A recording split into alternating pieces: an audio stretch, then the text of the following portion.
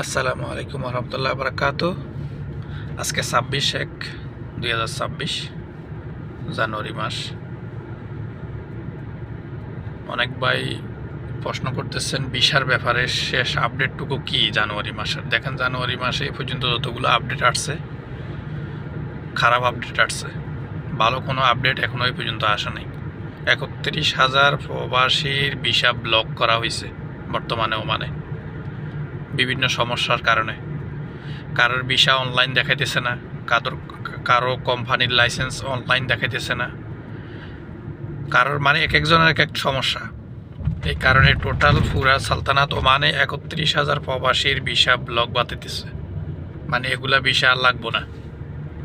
যদি আর বা ভালো হয়, যদি কোনো সমস্যা সমাধান করি ভিসা লাগাইতে পারে, সেটা হচ্ছে আলাদা কথা, তবে না লাগার সম্ভাবনাই বেশি।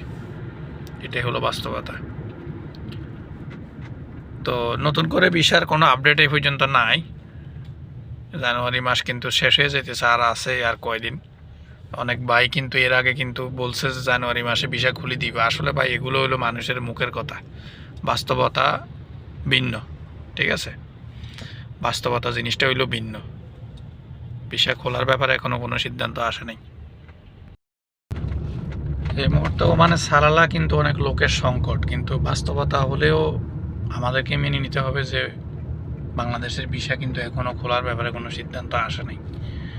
যত দিন যাচ্ছে তত শুধু খারাপ রিপোর্টই আসতেছে। মানে ভিসা খোলার ব্যাপারে কোনো ভালো কোনো নিউজ এখনো পর্যন্ত নাই। শেষ পর্যন্ত যদি সরকার পরিবর্তন হয়, হয়তোবা কোনো ভালো নিউজ, কোনো আপডেট যদি আসে, সেটাই হলো বাস্তবতা।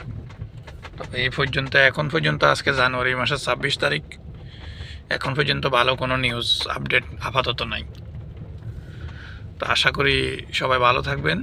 ওমানের ভিসা যখন খোলে আপনারা বিভিন্ন নিউজের মাধ্যমে জানতে পারবেন।